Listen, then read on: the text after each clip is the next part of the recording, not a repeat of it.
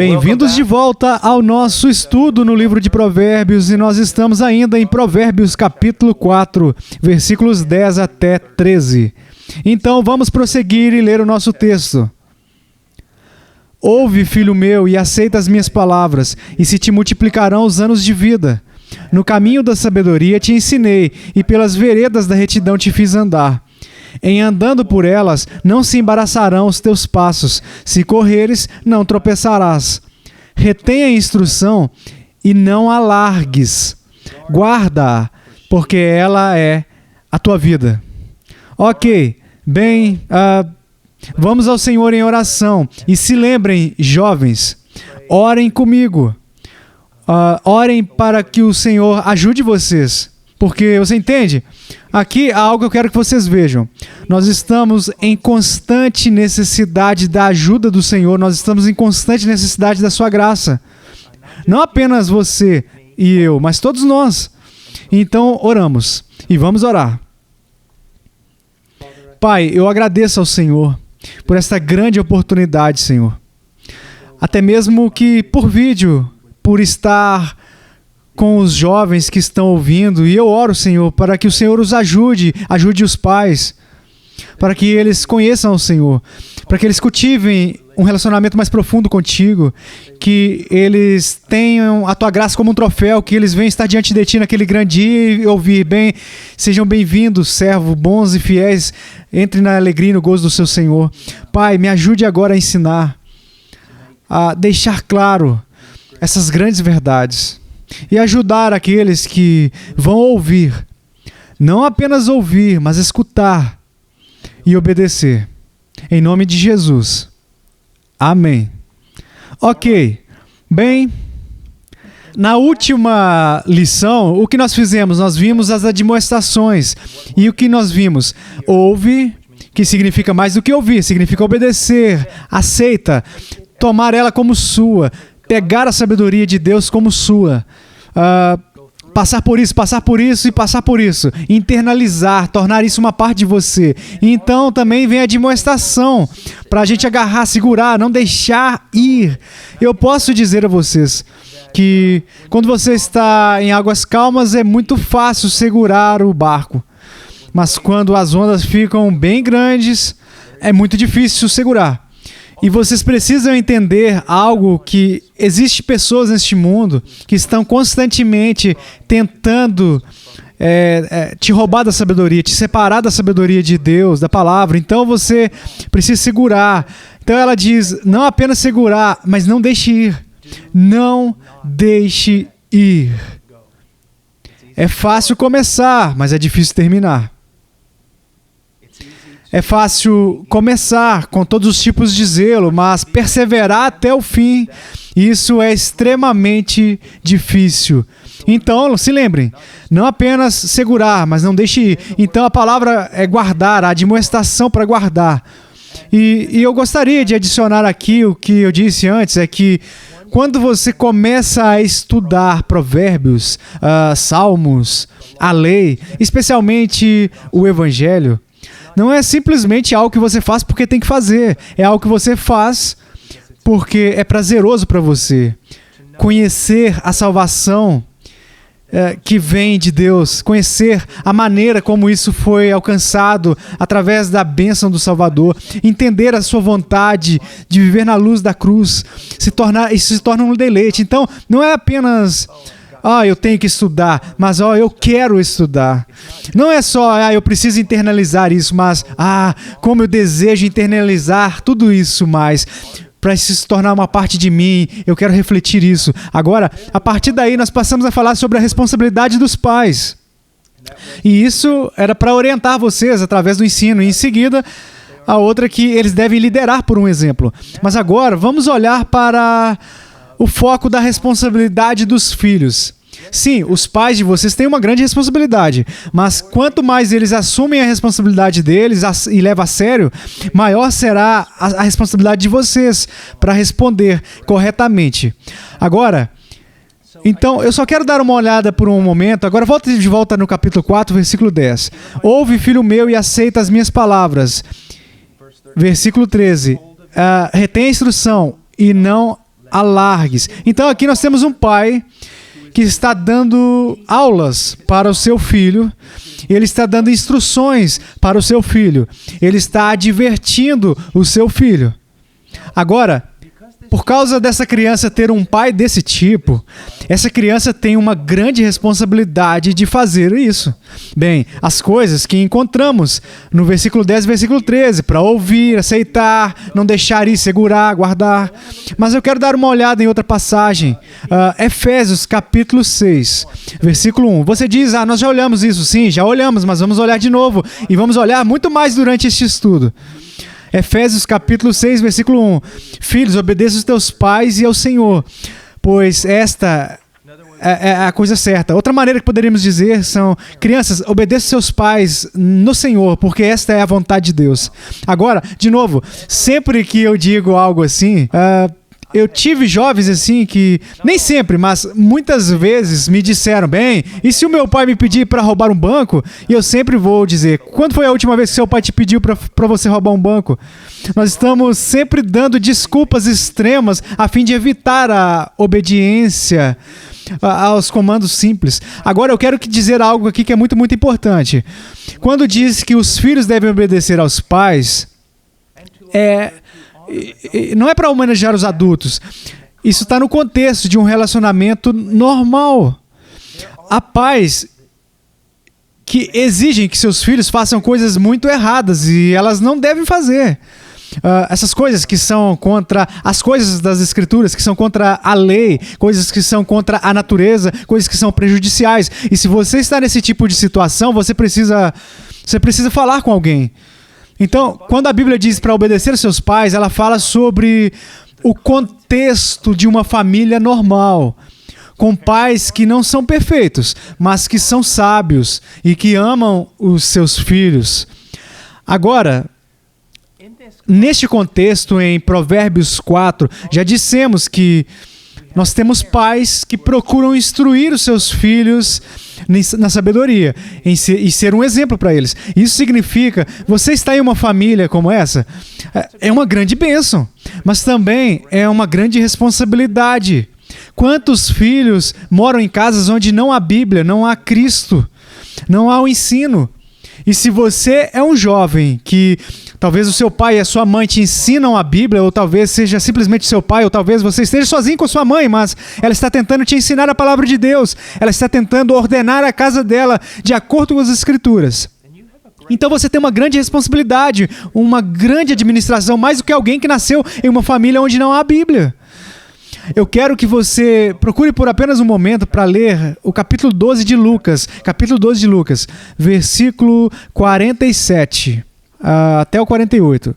E diz, aquele servo, porém, que conheceu a vontade de seu senhor e não se aprontou, nem fez segundo a sua vontade, será punido com muitos açoites. Aquele, porém, que não soube a vontade do seu senhor e fez coisas dignas de reprovação, levará poucos açoites. Mas aquele a quem muito foi dado, muito lhe será exigido. E aquele a quem muito se confia, muito mais lhe pedirão.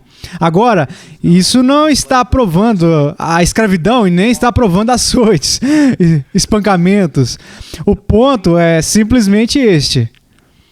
Se Deus, na sua providência, colocou você em uma família que é uma família amorosa, não perfeita, mas com pais amorosos, que querem o melhor para você, que tentam te ensinar a palavra e exemplificar a palavra, que te leva para a igreja, onde também os pastores são homens piedosos e estão buscando o melhor para você.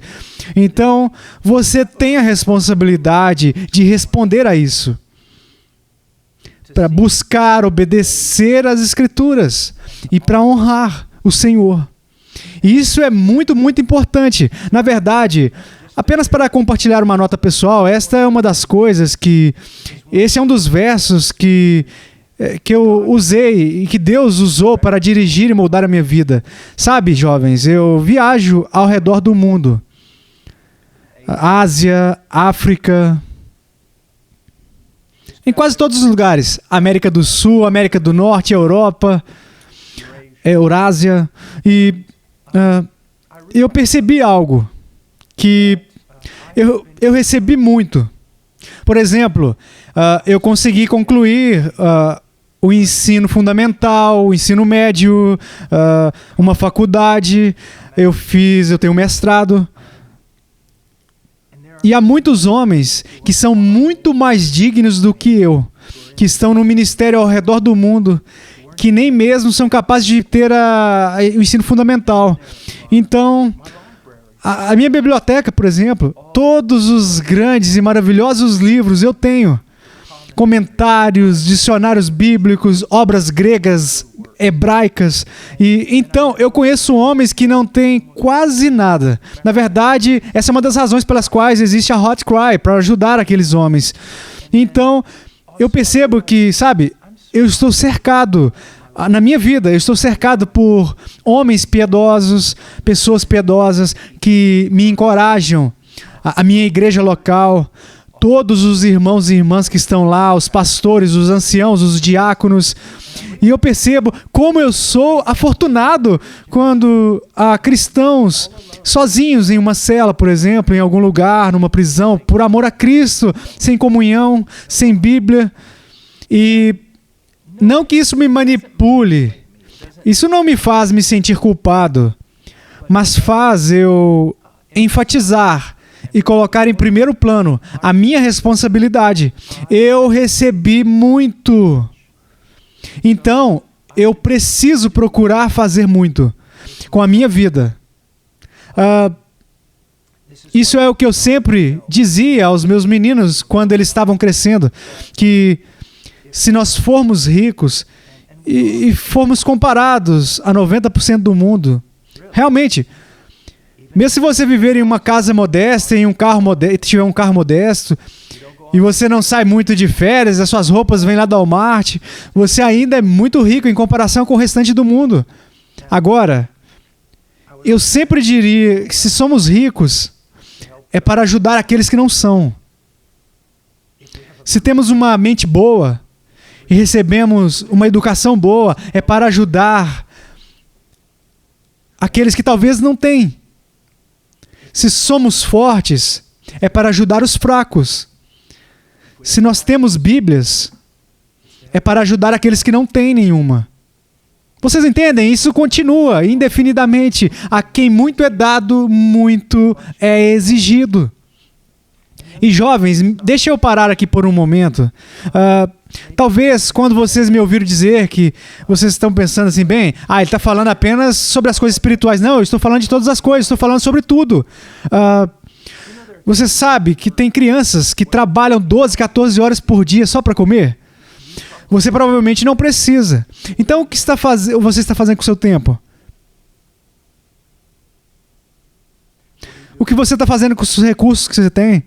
Você vai à escola ou você está no homeschooling? Isso é o privilégio de ambos. Vocês estão aproveitando esse privilégio. Vocês estão sendo bons administradores desse presente que foi dado a vocês. Vocês têm um corpo. Vocês cuidam desse corpo para que ele dure mais, um tempo maior possível, para que você possa servir a Deus tanto quanto for possível. Você faz. Você tem livros. Você tem tantas oportunidades. Você tem tempo livre. O que você está fazendo com o seu tempo livre? Então, quando eu penso a respeito disso, uma diversão, até mesmo um entretenimento em algum grau e de algumas maneiras, não é uma coisa má.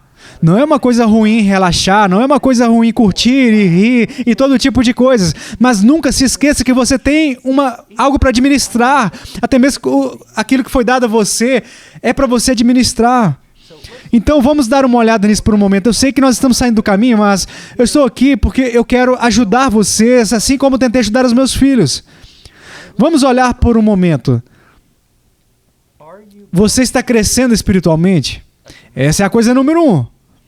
Você está crescendo espiritualmente? Você diz sim? Ok, o que você está fazendo? Você está estudando a Bíblia? Você está orando? Você está falando com seus pais sobre o Senhor? Vocês estão participando de uma reunião em uma igreja bíblica? O que vocês estão fazendo para crescer espiritualmente? Agora, deixa eu fazer uma pergunta. Você está crescendo intelectualmente? Sério? Quero dizer, isso é importante. Deus te deu um cérebro. O que você está fazendo com ele? Você percebe que se você começa a estudar matemática, que realmente não é o tema favorito aqui na minha casa com os meus filhos, mas você percebe, se você começa a estudar matemática, isso é um privilégio, você percebe que se você pode estudar matemática para a glória de Deus, a história é um privilégio, linguagens é um privilégio, ler bons livros é um privilégio. Você está aproveitando desse privilégio. Deus um dia dirá, eu te dei uma mente boa. O que você fez com ela? Você entende? Eu te dei uma mente boa. Você desenvolveu tudo que eu te dei? Tudo que foi dado a nós é para a glória de Deus, para que possamos desenvolver isso e usar para Ele. Agora, vamos falar do corpo por um momento. Você está usando o seu corpo para a glória de Deus? Isso significa mais do que simplesmente você tentar não participar do pecado. Eu sei que isso vai soar loucura, jovem, mas me escute, é importante, especialmente quando você envelhecer. Você está comendo para o benefício do seu corpo? Ou você está simplesmente comendo porcarias? Você está se exercitando? Está apresentando o seu corpo de uma maneira que demonstra modéstia, beleza e nobreza? Ou você está apresentando o seu corpo de uma maneira que demonstra sensualidade e extravagância, chamando atenção para você mesmo? Então, o que eu quero que vocês vejam, talvez vocês devam ir ao dicionário e procurar a palavra administrar. Procure a palavra responsabilidade, porque você e eu recebemos muitos dons excelentes. O que nós estamos fazendo com os nossos dons? Agora, outra coisa, jovem. Você pode olhar para outra pessoa, algum outro jovem, e dizer, ele recebeu mais dons do que eu. Pode ser verdade. Eu estudo e eu conheço muitos homens que são muito mais talentosos e têm muito mais dons do que eu.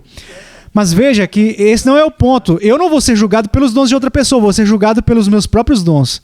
Eu também não vou ter inveja das outras pessoas porque elas têm dons maiores do que os meus. Eu vou me gloriar no fato de que Deus deu a outros homens e mulheres dons especiais para o propósito dele, e o propósito é bom, e ele me deu os meus dons para o propósito dele, e o propósito dele é bom. Agora vamos ler isso de novo. Aquele servo, porém, que conheceu a vontade do seu senhor e não se aprontou nem fez segundo a sua vontade, será punido com muitos açoites. Aquele, porém, que não soube a vontade do seu senhor e fez coisas dignas de reprovação, levará poucos açoites. Mas aquele a quem muito foi dado, muito lhe será exigido, e aquele a quem muito se confia, muito mais lhe pedirão. O que você fez com a sua mente? O que você fez com a sua alma? Como você cultivou ela? O que você fez com o seu corpo? O que você fez com o seu tempo? O que você fez com o seu dinheiro? E até mesmo como você cuidou das suas roupas? Você entende? Como você limpou o seu quarto como um administrador? Nós somos administradores de Deus. Agora, aqui está outra coisa que eu quero dizer sobre a própria responsabilidade de vocês. Eu conversei com o pai de vocês sobre isso, mas agora eu vou falar com vocês. Tantas vezes eu tenho dito aos pais e às mães, se você não vai estudar a Bíblia por si mesmo, estude a Bíblia para os seus filhos. Que você deseja crescer nas Escrituras para que possa ser uma bênção para as suas crianças. E adivinhe, jovens, vocês não vão ser jovens para sempre. Um dia vocês provavelmente vão se casar. Um dia vocês provavelmente vão ter filhos. O que vocês fazem agora? O que vocês fazem agora terá um impacto na habilidade de vocês de criar os seus filhos para a glória de Deus. Vocês sabiam disso? Sim. Agora, eu quero mostrar a vocês uma coisa aqui em Juízes capítulo 2, versículo 10. Juízes capítulo 2, versículo 10. É um comentário muito triste, que diz, foi também congregada a seus pais toda aquela geração, a geração de Josué. Foi também congregada a seus pais. Significa que eles morreram. E outra geração após eles se levantou, que não conhecia o Senhor, nem tampouco as obras que fizera a Israel. Vocês entendem? Cada geração de pessoas piedosas é responsável por transmitir a verdade de Deus para a próxima geração. Vocês entendem? Isso é muito importante. E não diga a si mesmo, bem, sabe, Eu tenho 11 anos. Provavelmente não vou me casar até eu ter 25 anos. Então eu tenho muito tempo. Não, o que você faz agora aos 11 anos vai impactar o tipo de pai que você vai ser. Vai sim. E por que esperar? Em vez de dizer, sabe, agora eu sou casado, agora eu vou ter uma criança daqui 9 meses, então eu preciso começar a estudar a Bíblia. Não seria melhor já ter estudado a Bíblia há 15 anos antes? Para já ter cultivado a semelhança de Cristo, a piedade. De fato, você nem deveria ser casado, a menos que você esteja buscando se conformar à imagem de Cristo. Então, você entende? Nós temos uma grande responsabilidade. Agora, eu só quero dar uma olhada rápida nas promessas, no versículo 10 e no versículo 12, e eu vou explicá-los. Recebemos muitas admoestações e comandos para fazer. Agora vamos dar uma olhada nas promessas. Versículo 10.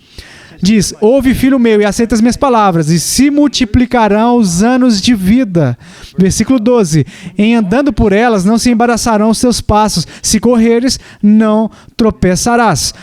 Agora, o que ele está dizendo? Bem, vamos olhar o que ele está dizendo e o que não está dizendo. Em primeiro lugar, ele está dizendo que a sua vida não será interrompida por causa de rebelião ou tolice. Sim, pense a respeito disso. Há pessoas muito piedosas, posso me lembrar de várias que já morreram jovens, mas elas morreram jovens na vontade de Deus e não foi por causa de algum ato tolo ou de algum ato pecaminoso que elas cometeram. Veja, se lembre do que eu disse, o livro de Provérbios, as promessas são mais ou menos tipo observações, em que, por exemplo, imagine 2 anciãos sentados em um banco durante 150 anos e simplesmente observando as pessoas. E eles enxergam que aqueles que nunca aprendem a sabedoria, bem, como uma regra geral, não vai bem para eles. Aqueles que aprendem a sabedoria e temem o Senhor como regra geral, eles vivem mais e prosperam mais. E é isso que está dizendo aqui. Veja, há coisas que você pode fazer para encurtar sua vida. Coisas tolas, coisas pecaminosas, e eu até já alertei os meus filhos, especialmente os meus 2 meninos, você pode fazer coisas que não são necessariamente pecaminosas, mas não são sábias, e pode te envolver em muito perigo. Outra coisa que diz que o seu progresso na vida não será impedido por causa de rebelião ou tolice.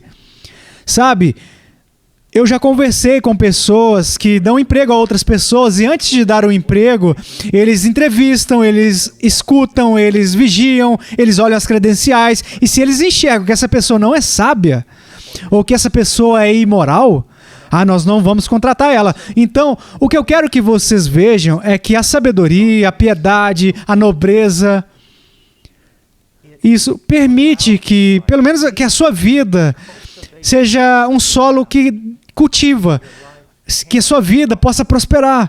Mas a tolice, a maldade, a imoralidade é tipo como derramar veneno ou sal na terra e nada pode crescer nela. Agora, eu tenho aqui escrito, ele não está dizendo que a sabedoria irá automaticamente conceder a vocês uma vida longa ou progresso aparente, mas como regra geral, aqueles que se submetem à sabedoria são muito mais prováveis do que os tolos a viverem mais de forma extensiva e próspera. Agora, o mais importante, a sabedoria nos permite a reconhecer a vontade de Deus e a caminhar nela. E é isso que nós precisamos. Esse deve ser o objetivo da nossa vida. E todo o resto vai cuidar de si mesmo. Quando eu estou ensinando alguém a atirar em um arco flecha, sabe, eu não posso colocá-los em todos os tipos de situação que eles estão indo para tirar o arco flecha, porque às vezes, especialmente se você estiver caçando, você vai estar em pé, você estará em uma árvore, você estará de joelhos. Eu até já tirei de arco e flecha deitado, de lado, em um buraco, na lama. Então, há várias maneiras pelas quais você pode ter que atirar esse arco, mas em cada caso existem certos princípios que você precisa seguir. E se você aprender esses princípios, então, geralmente, todo o resto vai cuidar de si mesmo. Se você vai aprender a vontade de Deus e caminhar nisso, então você resolveu a maioria dos seus problemas da vida. Não que não haja problemas, mas você terá a solução. Você estará vivendo na solução. caminhando no centro da vontade de Deus. E nunca se esqueça, eu sempre digo que caminhar na vontade de Deus é como caminhar na ponta de uma lâmina de barbear, é muito estreito. Ou é como andar por um caminho muito estreito, que de cada lado há um penhasco que cai 300 metros. Você pode ir para este lado e cair, você pode ir para o outro lado e cair, de um extremo ou de outro. Você não quer os extremos, você deseja estar no próprio centro da vontade de Deus. Sabedoria. Sendo calmo, tranquilo, constante, perseverante, sem complexidade, simples. Um dia eu espero que alguém pergunte a você em que consiste sua vida. E você vai dizer, Jesus Cristo crucificado e ressurreto dentre os mortos. Qual é o seu padrão de vida? Como você caminha? Cautelosamente, de acordo com o que Deus ordenou. Bem, eu espero que tenha sido muito útil para vocês. E se o Senhor quiser, vejo vocês na próxima lição. Deus os abençoe.